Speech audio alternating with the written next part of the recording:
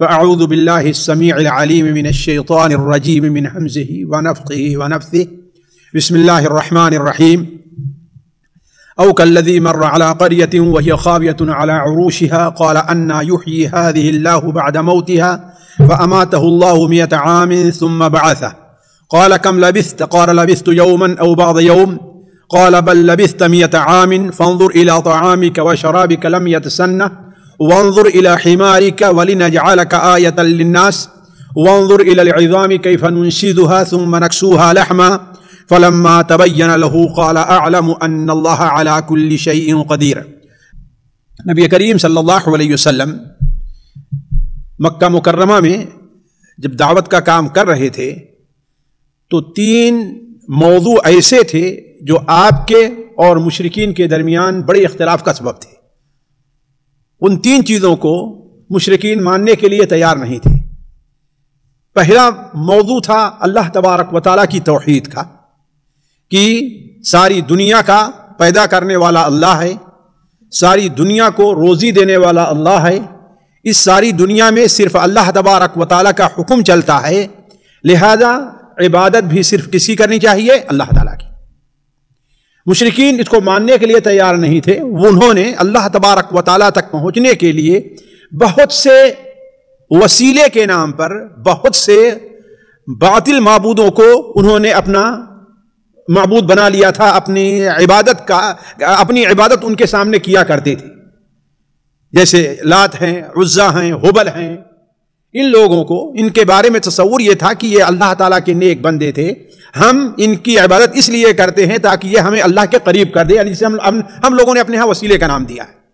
یہ پہلی چیز تھی جو وجہ اختلاف تھی، اور اللہ کے رسول صلی اللہ علیہ وسلم نے جو توحید پیش کی اس میں اللہ تبارک و تعالیٰ ہی کے لیے ہر قسم کی عبادت ہونی چاہیے، چاہے چڑھاوا چڑھانا ہے، چاہے مشکل وقت میں پکارنا ہے، چاہے سجدہ کرنا ہے، چاہے طواف کرنا ہے، چاہے جو کچھ کام کرنا ہے، سب کس کے لیے ہونا چاہیے؟ اللہ تعالیٰ کے لیے۔ دوسرا موضوع یہ تھا کہ وہ لوگ آخرت پر ایمان لانے کے لیے تیار نہیں تھے۔ بہت سے لوگ نہیں تیار تھے۔ وہ کہتے تھے کہ ہم جب مر جائیں گے، ہماری ہڈیاں تک سڑ گل جائیں گی، ہم زمین کا ایک حصہ بن جائیں گے، مٹی کا ایک حصہ بن جائیں گے، تو ہم دوبارہ کیسے اٹھائے جائیں گے؟ یہ تو بہت غیر معقول سی بات ہے۔ اور تیسری بات جو تھی وہ یہ تھی کہ اللہ کے رسول صلی اللہ علیہ وسلم کو، یعنی محمد ابن عبداللہ کو، وہ اللہ کا رسول ماننے کے لیے تیار نہیں تھے۔ وہ کہتے تھے کہ جو آدمی، جو بشر ہماری طرح کھائے پیے، بازار سے سودا کرے، لائے تجارت کرے، بکریاں چرائے، وہ رسول بننے کے لائق نہیں ہے۔ رسول تو اللہ تعالیٰ کسی فرشتے کو بنا کے بھیجنا چاہیے تھا، جو نہ کھاتا ہو نہ پیتا ہو، اسے کسی چیز کی ضرورت نہیں ہے۔ تو یہ 3 موضوع اللہ کے رسول صلی اللہ علیہ وسلم اور مکہ کے جو مشرکین تھے، یہ محل خلاف تھے، اس بارے میں بڑا اختلاف تھا۔ اسی لیے قرآن مجید میں دیکھیں گے ان 3 چیزوں کو اللہ تبارک و تعالیٰ نے بہت کھل کر کے واضح کیا ہے، اور مثالیں دے دے کر کے اللہ تعالیٰ نے واضح کیا ہے۔ تو اللہ تبارک و تعالیٰ نے جو مثالیں دی ہیں خصوصاً آخرت پر ایمان سے متعلق، ان میں سے بہت سی مثالیں سورہ بقرہ کے اندر ہیں۔ ان میں سے ایک مثال 3 پارے کے شروع میں ہے، جس کا خلاصہ یہ ہے کہ اللہ تبارک و تعالیٰ کا ایک نیک بندہ، اللہ تعالیٰ کا ایک نیک بندہ کہا جاتا ہے، یہ حضرت عزیر علیہ السلام تھے، بنو اسرائیل کے نبی تھے۔ اللہ تعالیٰ نے انہیں بنو اسرائیل کا نبی بنا کر کے بھیجا تھا، اور انہوں نے بنو اسرائیل کی یہ بڑی خدمت کی تھی، اسی لیے اسے بہت سے یہودی اللہ کا بیٹا کہا کرتے تھے، جیسے قرآن مجید میں ہے وقالت الیہود عزیر ابن اللہ، یہود نے کہا کہ عزیر اللہ کے بیٹے ہیں۔ وہ کیوں کہا، ابھی اس کا ذکر آگے آتا ہے۔ بعض علماء نے کہا کہ یہ حضرت حزقائیل علیہ السلام تھے، بعض علماء نے کہا کہ نہیں، حضرت یرمیہ علیہ السلام تھے۔ یہ ایسے نبی ہیں جن کا ذکر قرآن مجید میں نام لے کر کے نہیں ہے، نام لے کر کے نہیں ہے، نہ ہی اللہ کے رسول صلی اللہ علیہ وسلم کی حدیثوں میں ذکر ہے۔ البتہ تاریخ کی کتابوں میں اور تفسیر کی کتابوں میں ان کا ذکر تفصیل کے ساتھ مل رہا ہے۔ تو وہ اللہ کا بندہ، اس کا گزر ہوا اپنی سواری سے جا رہا تھا، گدھے پر سوار تھا، ساتھ میں کھانے پینے کی کچھ چیزیں تھی، خصوصاً جو اس علاقے میں یعنی بیت المقدس کے اندر فلسطین پائی جاتی تھی۔ 3 ہے، یعنی اسے انجیر کہتے ہیں۔ اسی طریقے سے انگور ہے، اور روٹی، یہی چند چیزیں اس کے پاس تھیں۔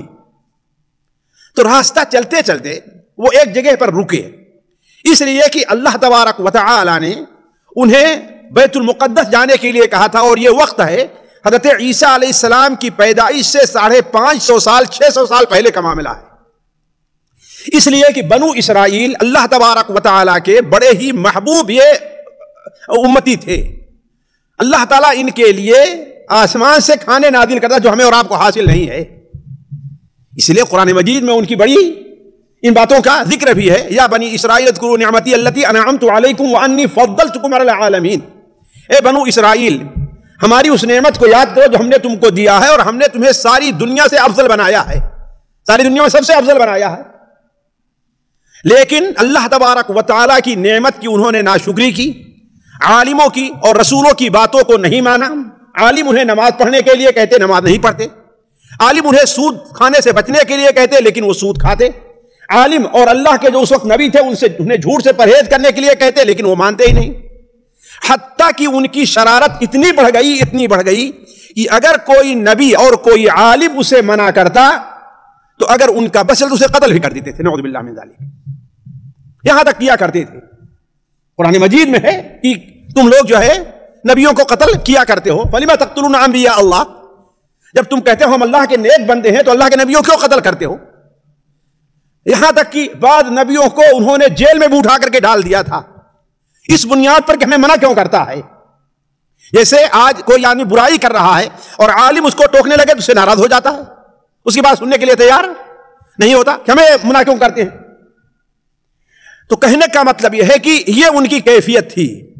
جب انہوں نے بعض نبیوں کو قتل کیا تو اللہ تعالیٰ نے ان کے اوپر ایک ظالم بادشاہ کو، جو بابل کا رہنے والا تھا اور بخت نصر دنیا کے ظالموں میں سے ایک ظالم تھا، وہ فلسطین شام کے علاقے میں آیا اور ان میں سے ایک ایک کو قتل کیا ہے۔ یہودی کو کہا جاتا ہے کہ 70,000 کو اس نے قتل کیا، ایک دو کو نہیں۔ اور باقی جو یہودی بنے انہیں پکڑ کر کے لے کر چلا گیا کہاں؟ اپنے ہاں بابل، ایک دو نہیں، ہزاروں کی تعداد میں۔ اور ان کے پاس جو تورات کا یعنی اللہ کی جو کتاب تھی اس کے جو نسخے تھے، جتنے نسخے میں نے سارے کو جلا دیا ہے اس نے، کسی کو ہی باقی نہیں رکھا۔ اس لیے آپ لوگ سمجھیں کہ آج جو ہے مسلمانوں کے خلاف جو ظالم جو بغیر ان کے کسی جرم کے زبردستی ان کے اوپر الزام لگا کر کے انہیں مارتے قتل کرتے ہیں، ان کی کتاب کو جلا رہے ہیں، کوئی نئی بات نہیں ہے۔ ہمیشہ ظالموں کا یہی شیوا رہا ہے کہ اسلام اور مسلمانوں کو یہ قبول، اللہ کے دین کو یہ قبول نہیں کرتے۔ ہمیشہ سے ان کا یہ طریقہ رہا ہے کہ ان کا بس چلتا ہے تو اللہ کے ماننے والوں کو اور اللہ کی کتاب کو یہ جلا کر کے رکھ دیتے ہیں۔ تو بخت نصر نے فلسطین کے اندر یہاں تک کہ کسی بھی شخص کو نہیں چھوڑا، گھروں کو آگ لگا دی، ان کے محلوں کو انہوں نے جلتا چھوڑ دیا، یہاں تک کہ جب سب پر کامیاب ہو گیا تو جو باقی یہودی اس کے گرفت میں آئے، جو بھاگ کر کے ادھر ادھر جا سکے، بہت سے آ کر کے یہاں پر علا وغیرہ میں جو آباد ہوئے ہیں یہاں پر، یعنی وہی بھاگے ہوئے ہیں، اور کتنے جو ہے مصر میں چلے گئے اور شاید ہندوستان بھی بہت سے بھاگ کر کے گئے، لیکن جو بچے ان کو پکڑے گئے، ان کو لنکا لے کے چلا گیا، وہ بابل لے کے چلا گیا، اور وہاں پر اپنے ساتھ ان کو بابل میں وہ لوگ 70 سال تک رہے۔ کتنا؟ 70 سال، 1-2 سال نہیں۔ تو انہی لوگوں میں جو وہاں پر گئے تھے یا وہاں جا کر کے جو پیدا ہوئے ہیں، ان میں سے حضرت عزیر علیہ السلام بھی تھے۔ تو حضرت عزیر علیہ السلام ان کی عمر جب 50 سال کی ہوئی تو اللہ تبارک و تعالیٰ نے انہیں کہا کہ جاؤ فلسطین، کسی طریقے سے یہاں سے نکل کر کے جاؤ، اس لیے کہ یہاں تمہیں جو ہے غلام بنا کر کے رکھا گیا ہے، تم سے بیکاری لی جاتی ہے اور تمہیں ذلیل کیا جاتا ہے، جاؤ اور وہ نبیوں کا شہر ہے اسے آباد کرو دوبارہ۔ کس کو؟ فلسطین کو۔ اب حضرت عزیر علیہ السلام اپنی سواری پر گدھے پر آتے ہیں اور دیکھتے ہیں تو فلسطین جو ہے بیت المقدس بالکل ویران پڑا ہوا ہے، اس لیے کہ کسی کو چھوڑا ہی نہیں، چھت گر پڑی ہے اور دیوار اسی چھت پر آ گئی۔ ایسا ہوتا ہے نا، چھت ایسے گر پڑے اور پھر دیوار اس پر آ کر کے، گویا کہ اس لائق نہیں تھا، چلو چھت باقی ہے، چلو دیوار باقی ہے، کسی طریقے سے بتائیں، لیکن نہ چھت باقی ہے نہ دیوار باقی ہے۔ تو جب وہ اللہ تعالیٰ کے نبی ادھر سے گزرے تو اپنی قوم اور اس کی حالت کو اور اس شہر کی حالت کو دیکھ کر کے بڑا ان کو افسوس ہوا۔ وہ کہنے لگے کہ کیا اللہ تبارک و تعالی اس آبادی کو دوبارہ قائم کرے گا؟ یہاں دوبارہ اللہ تعالیٰ کے بندے کیسے آباد ہو پائیں گے؟ اب تو یہ صرف کھنڈرات ہی ہیں، اور اللہ تعالیٰ نے مجھے بھیجا ہے تو اللہ تعالیٰ اب کیسے ان کو آباد کرے گا؟ اس لیے کہ انہیں تعجب بھی ہو رہا تھا اور افسوس بھی ہو رہا تھا. تو اللہ تبارک و تعالیٰ نے انہیں موت ان کے اوپر طاری کر دی. کن کے اوپر؟ حضرت عزیر پر.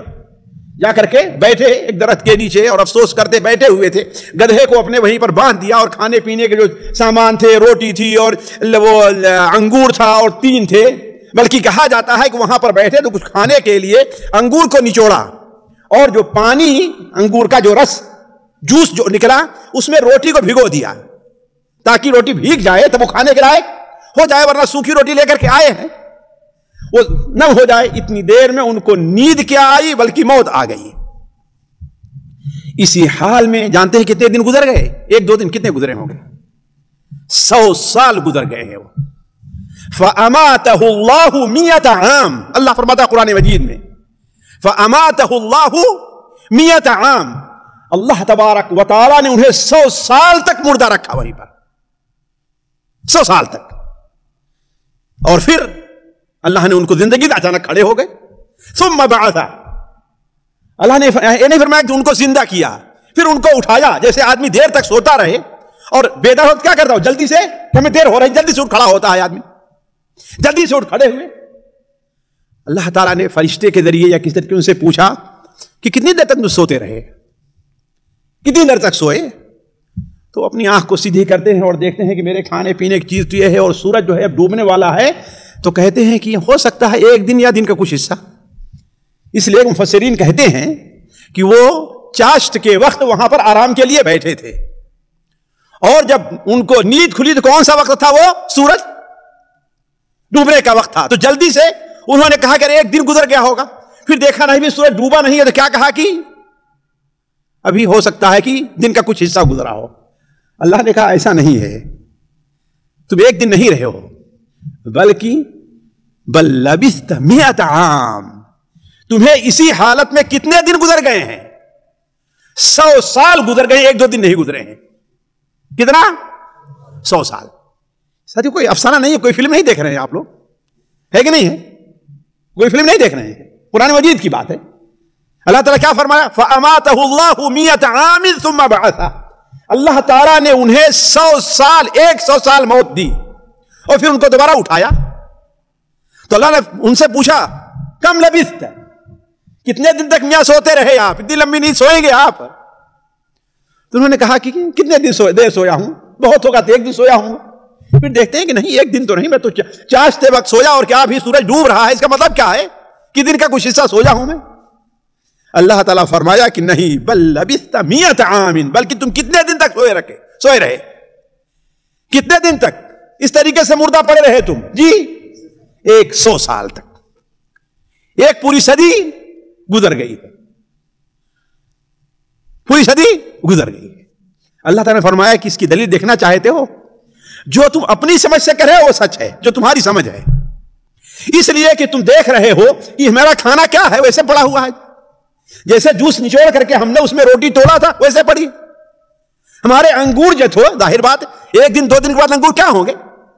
خراب ہو جائیں گے، اور ویسے پڑے ہوئے. تین جو ہے اس میں کھٹاس پر نہیں آیا، وہ بھی اپنی جگہ پر ہے. اس کا مطلب کیا ہے کہ اللہ نے فرمایا کہ طرح دیکھو تو اپنے گدھے کی طرف، تو جو سواری تم نے باندھی تھی اس کا کیا حال ہے؟ تو گدھے کی صرف ہڈیاں رہ گئی تھی بس. کتنا؟ صرف ہڈیاں، وہ بھی ہڈی ایک جگہ نہیں ہے، ناچا پورا.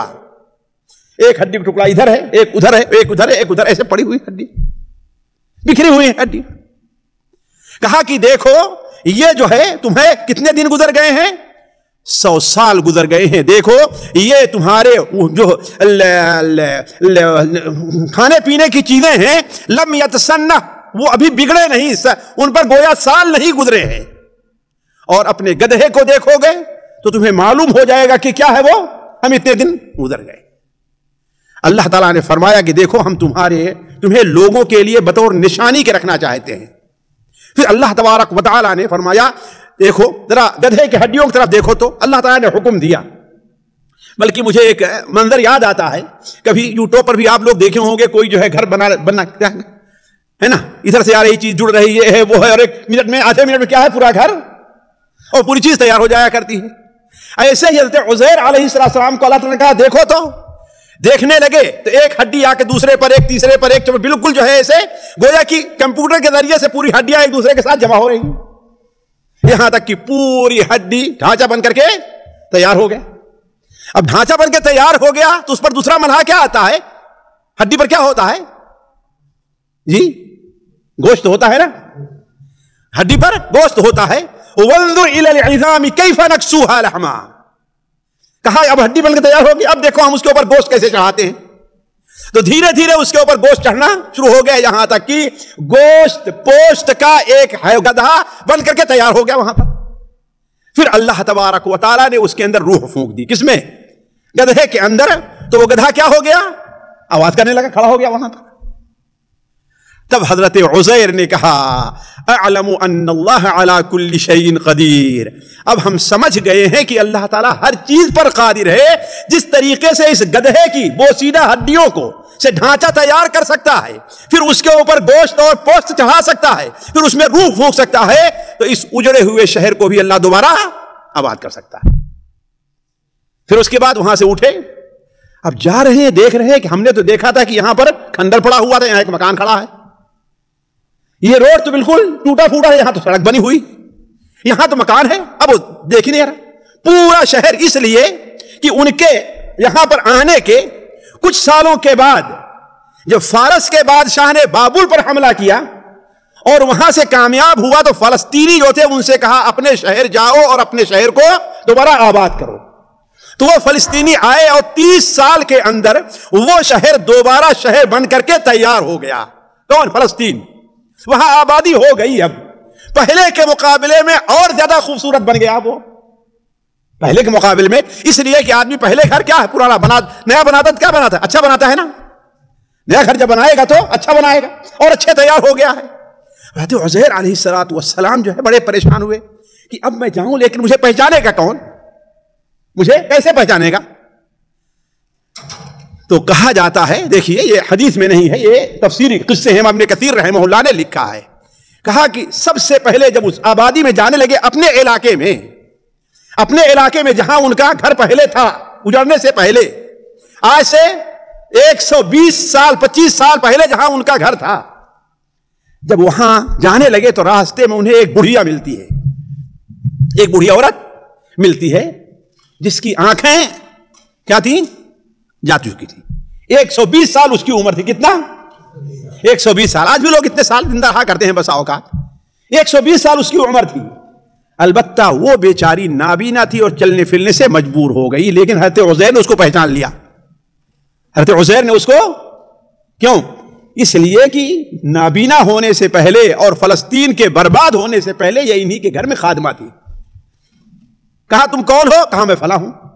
تو حضرت عزیر نے کہا کہ میں عزیر ہوں۔ کہا عزیر کہاں سے آئے گا؟ عزیر تو آج 100 سال ہو گئے ہم لوگوں سے غائب ہوا ہے، اس کا کہیں پتہ ہی نہیں ہے، اس کا کہیں پتہ ہی نہیں ہے، یہاں تک کہ اس کے بیٹے بوڑھے ہو گئے ہیں، اس کے پوتے بوڑھے ہو گئے ہیں، 50 سال سے اوپر جا رہے ہیں، وہ کیسے عزیر کہاں سے آئے گا؟ کہا کہ نہیں میں عزیر ہوں، تو فلاں نہیں ہے؟ کہا کہ ہاں میں فلاں نہیں ہوں۔ کہا میں تم کو پہچان گیا نا۔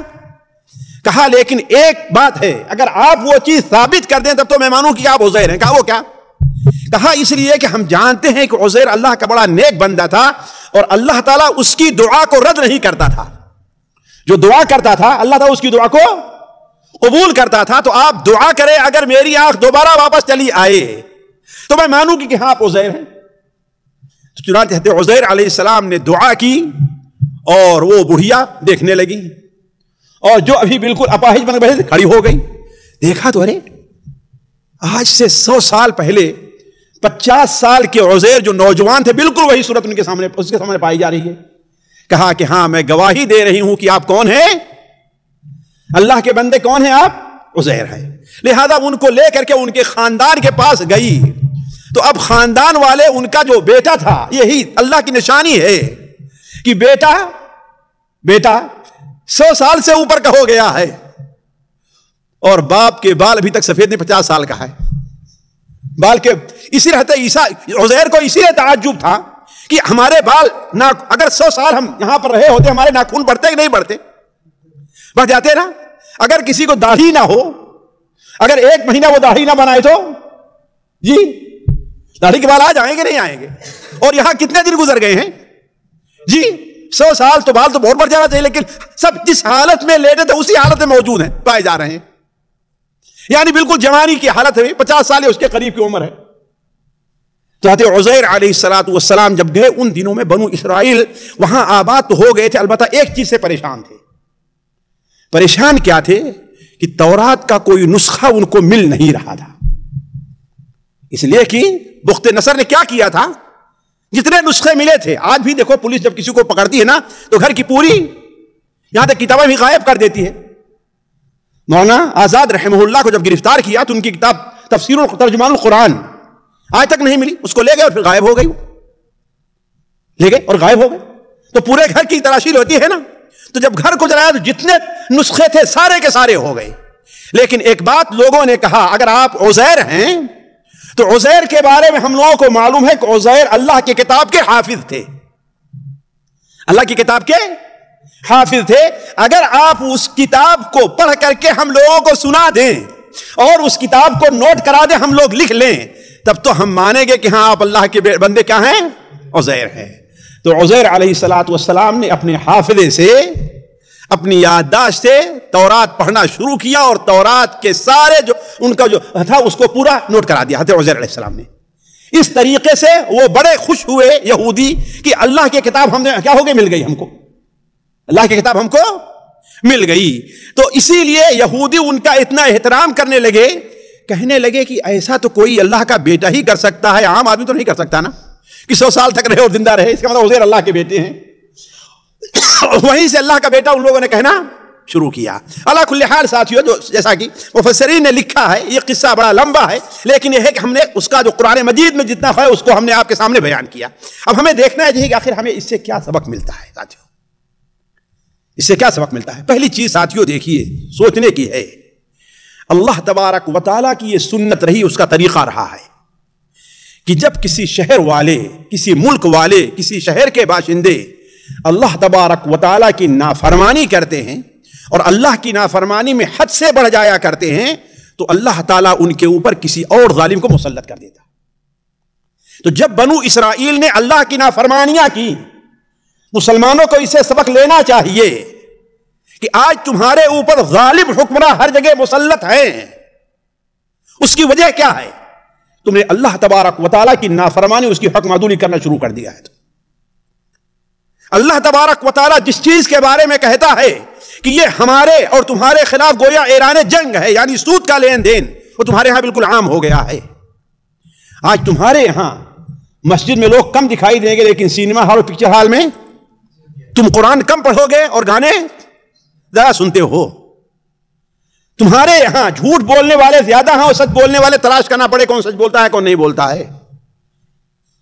تو مسلمان اگر چاہتا ہے کہ اللہ کی حفاظت، اللہ کی مدد اس کے پاس آئے، تو اپنی اس لاپرواہی سے، گناہ سے توبہ کرنا ہوگا، ورنہ اللہ کی سنت ہے. جیسے بنو اسرائیل نے اللہ کی نافرمانی کی، علماء کی بات نہیں مانے، علماء چیختے رہے، سمجھاتے رہے، حتیٰ کہ علماء کو تنگ کرنا شروع کر دیا. اگر یہ بات ہوئی تو اللہ تعالیٰ نے بنو اسرائیل پہ کیا کیا؟ ان کے اوپر ظالموں کو مسلط کر دیا ہے، انہیں قتل بھی کیا ہے، مارا بھی ہے، ان کے گھر کو اجاڑا ہے اور لے کر کے چلے گئے.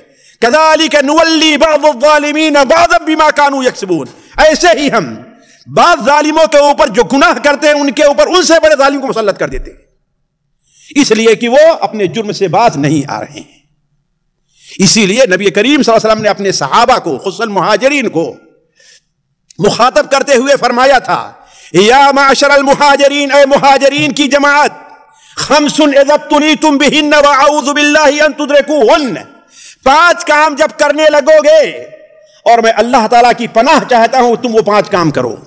جب 5 کام کرنے لگو تمہارے اوپر مصیبت آئے گی. پہلا کام کیا ہے؟ آپ نے فرمایا جب بھی کوئی قوم علل اعلان برائی کا ارتکاب کرنا شروع کر دیتی ہے، زنا ہے، فحاشی ہے، آج جب عام ہو جاتے ہیں کسی موضوع سے لوگ یہاں تک کہ برائی نہیں سمجھتے، تو اللہ تبارک و تعالیٰ ان کے اوپر طاعون اور ایسی بیماریاں مسلط کر دیتا ہے جو ان سے پہلے لوگوں میں نہیں تھی۔ اور جب کسی قوم کے لوگ ناپ تول میں کمی کرنا شروع کر دیتے ہیں تو اللہ تعالیٰ ان کے اوپر 3 مصیبتیں مبتلا کرتا ہے۔ آج ناپ تول میں کمی کے انتہا ہے ساتھیوں۔ کل صبح آپ یہاں مارکیٹ میں چلے جائیے، آپ ایک بالٹی ٹماٹر کا لیجئے، اوپر سے دیکھیں گے بڑے بڑے ہیں، نیچے سے یہ ناپ تول میں کمی کی مثال ہے۔ چیز گھٹیا ہوگی لیکن اس پر کیا لکھا ہے؟ Super quality. کیا لکھا ہوا ہے؟ سپر کا ہے کہ ہوتا ہے کہ نہیں ہوتا ہے؟ اور چاہے آپ وہاں سے پہن کے گھر پہنچتے پہنچتے پھٹ جائے وہ چیز، ٹوٹ جائے وہ چپل، لیکن لکھا کیا ہے؟ یہ ناپ تول میں کمی کی دلیل ہے ساتھیوں، کمی کی دلیل ہے۔ یہ اس کے علاوہ ہے، ایک تھیلی ایک کیس بنا لی گئی، اتنے کلو ہے، آپ اس کو وزن کریں گے کم نکلے گا اس سے۔ تو جب کوئی قوم ناپ تول میں کمی کرنا شروع کر دیتی ہے تو اللہ تعالیٰ ان کے اوپر 3 مصیبتیں بھیجتا ہے۔ پہلی مصیبت یہ ہے کہ اللہ تعالیٰ بارش کو روک لیتا ہے ان کے اوپر سے۔ دیکھ رہے ہیں بارش کتنی کم ہو رہی ہے۔ یہ اس سال بارش 10 سال کے بعد پہلی بار اتنی ہوئی اس علاقے میں، 10 سال کے بعد۔ دوسری چیز کیا ہے؟ اللہ تعالیٰ ان کے اوپر مہنگائی کو مسلط کر دیتا ہے۔ مہنگائی سے پریشان ہے نہیں پریشان ہے ساری دنیا میں لوگ سمجھتے ہیں کہ فلاں وزیر اعظم آ گیا ہے، فلاں بادشاہ، اس کی وجہ سے مہنگائی۔ اس کی وجہ سے مہنگائی نہیں ہے، مہنگائی تمہارے کرتوت کی وجہ سے ہے۔ اسی لیے کسی عالم کے سامنے لوگوں نے کہا کہ ارے بہت مہنگائی ہو گئی ہے، کہا ٹھیک ہے تقوی اختیار کر کے مہنگائی کو کم کر لو۔ تقوی اختیار کرو گے تو القابض الباسط کون ہے؟ ریٹ کو بڑھانے والا، ریٹ کم کرنے والا کون ہے؟ کوئی حکومت نہیں ہے، کون ہے؟ اللہ تعالیٰ ہے۔ هو القابض الباسط، وہی ریٹ کو بڑھاتا ہے اور وہی ریٹ کو کم کرتا ہے، اور کسی حاکم کا نام تو دریا بنا دیا ہے بس۔ اور تیسری چیز کیا ہے؟ بادشاہوں کا ظلم اس کے اوپر ہونے لگتا ہے، حاکم اس کا وزیر اعظم صدر جمہوریہ اس کے اوپر ظلم کرنا شروع کر دیتے ہیں۔ تو یہ آج ہم دیکھ رہے ہیں اپنے ہاں۔ تیسری چیز کیا ہے؟ جب اپنے مال کی زکات دینا بند کر دیں گے تو اللہ تعالیٰ ان کے اوپر خشک سالی مسلط کر دے گا۔ اگر اللہ تبارک و تعالیٰ کی اور مخلوق چرند پرند چڑیوں کے شکل میں نہ ہو تو زمین سے قطرہ بارش کا نہ آئے۔ اور جب کوئی قوم اللہ اور اس کے رسول کے عہد کو توڑ دیتی ہے، اللہ کا عہد کیا ہے؟ اللہ کا عہد ہمارے سامنے کیا ہے؟ ہمارے ساتھ کیا ہے اللہ کا عہد؟ جی کیا ہے اللہ کا عہد؟ الم اعہد الیکم یا بنی آدم اللہ تعبدوا الشیطان، اے آدم کی اولاد کیا ہم نے تم سے عہد نہیں لیا تھا کہ تم میری عبادت کرنا، شیطان کی عبادت نہ کرنا؟ آج ہم کس کی عبادت کر رہے ہیں؟ شیطان کی عبادت کر رہے ہیں۔ کیسے؟ ہمارا جی کہا نماز پڑھنے کے لیے تو پڑھ لیے، نہیں تو نہیں پڑھی، ہے کہ نہیں؟ نہ جی کہا تو پڑھ لیں گے، جی کہا تو درس سننے چلے آئیں گے، جی نہیں کہا تو کوئی بہانہ بنا کے کمرے میں رہ جائیں گے۔ یہ کس کی بات مان رہے ہیں؟ اللہ کی کس کی بات مان رہے ہیں؟ اپنی شیطان کے اور اپنے نفس کی بات مان رہے ہیں۔ آج ہمارے اندر اللہ اور اس کے رسول کے عہد کی پابندی کہاں تک ہے؟ ذرا سوچیں۔ تو جب اللہ اور اس کے رسول کے عہد کو توڑ دیں گے تو اللہ تعالیٰ ان کے اوپر ان کے دشمنوں کو مسلط کر دے گا، جو ان کے پاس جو چیز کھانے پینے، درہم دینار ریال روپے کی شکل میں ہے، اللہ تعالیٰ تو دشمن ان سے چھین کے لے کے چلا جائے گا۔ آج ہمارے ہندوستان پاکستان میں لوگ کتنے پریشان ہیں جی، کیوں؟ تجارتیں ٹھپ پڑ جا رہی ہیں، ہے کہ نہیں ہے؟ ہمارے ہندوستان پاکستان میں کھانے پینے چیزوں کی کمی ہو یہ ناممکن سی بات ہے ساتھی۔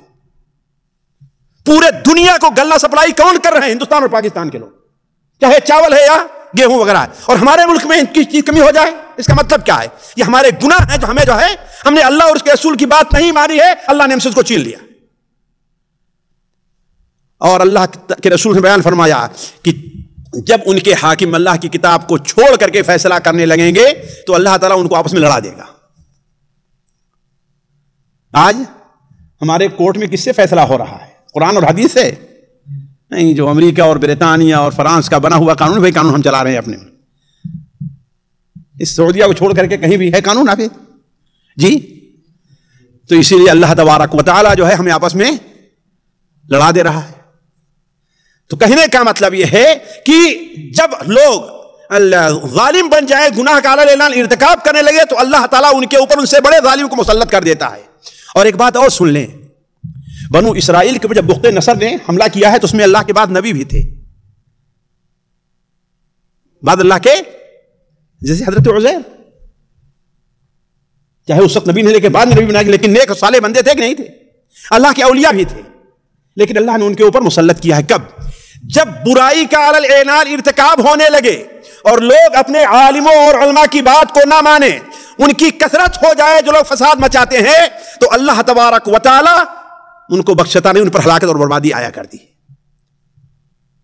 ان کے ولی جو ہے ان کی تباہی اور بربادی کو روک نہیں سکتے۔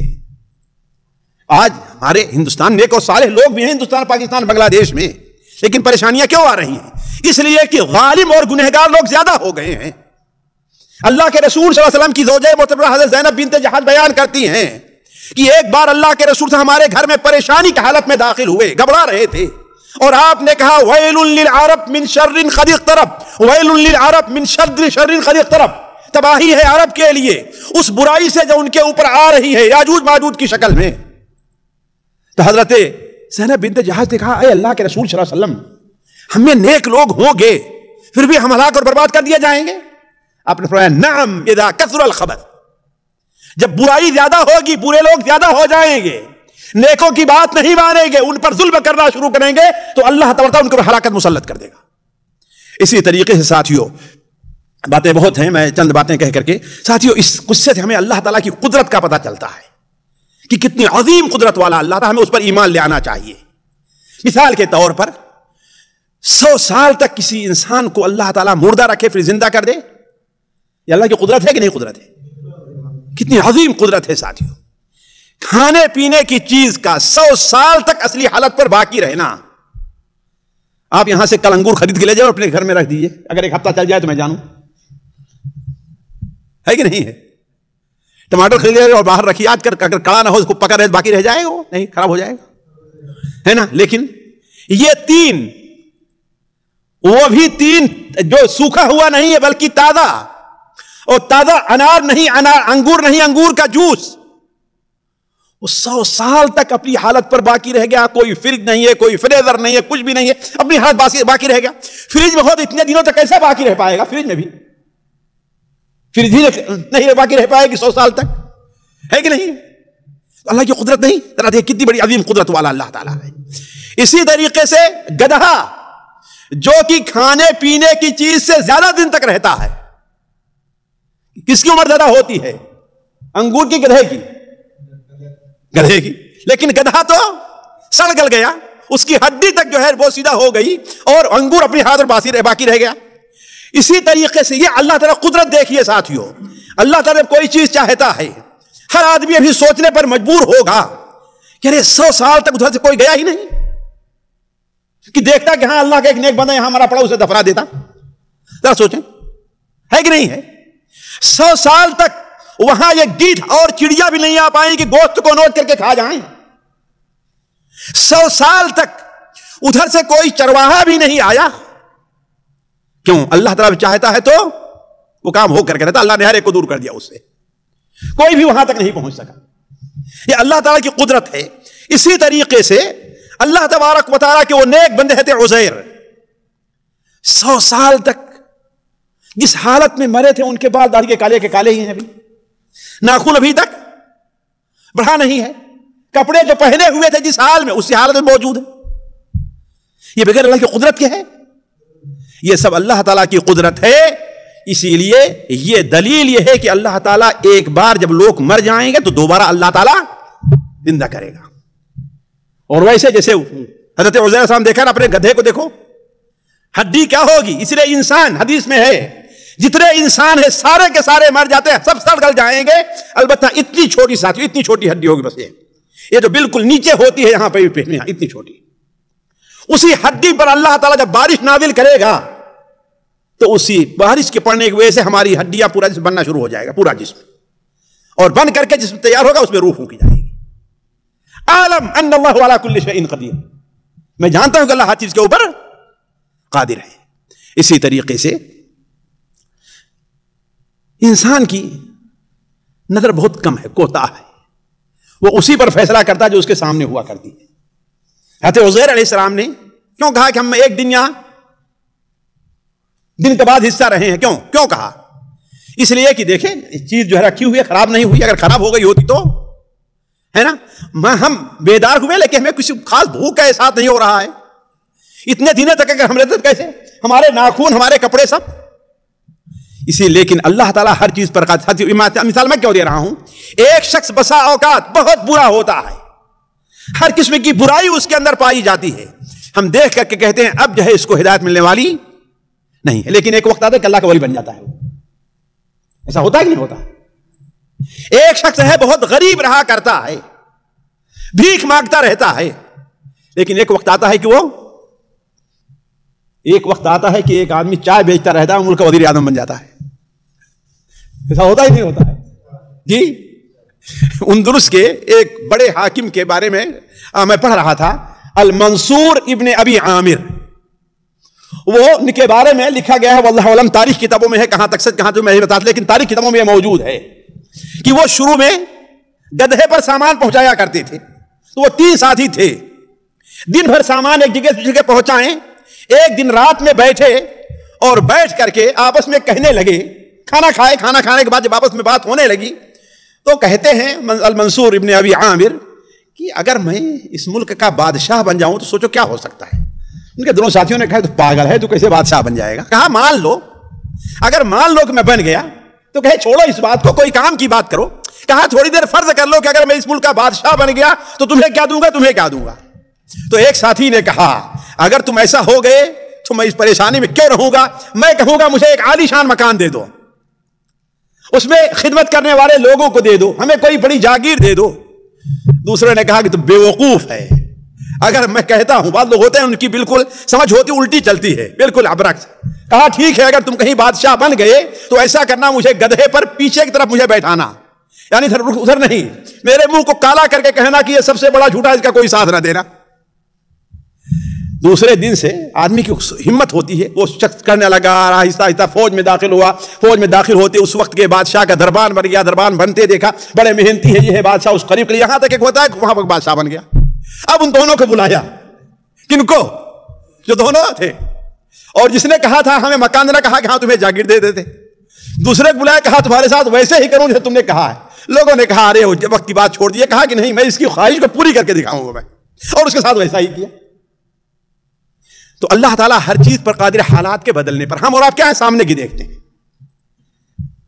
چلیے ساتھیوں، بس آج کی بات جو ہے ہم یہیں پر بند کرتے ہیں۔ اللہ تعالیٰ سے دعا ہے کہ اللہ تعالیٰ ہمیں اپنی اصلاح کی توفیق عطا فرمائے، اللہ تعالیٰ ہماری قوم کی اصلاح فرما دے، اللہ تعالیٰ ہمیں اور آپ کو ظالموں کے ظلم سے اور شریروں کے شر سے اللہ تعالیٰ ہماری آپ کی حفاظت فرمائے، اللہ تعالیٰ ہمارے حاکموں کو اللہ تعالیٰ ہدایت دے، اللہ تعالیٰ ہمیں بھی ان کے صحیح اور اچھا جو ہے ان کا سمجھیے کہ جو ہے رعیت بننے کے اللہ تعالیٰ توفیق عطا فرمائے۔ سبحانک اللہم و بحمدک، اشہد ان لا الہ الا انت، استغفرک و اتوب الیک۔ سامعین اکرام، ہمارے علمی اور عوامی دروس اور سوال و جواب کی مجلسوں سے آپ خود بھی مستفید ہوں اور اپنے دوست و احباب کے ساتھ بھی شیئر کریں۔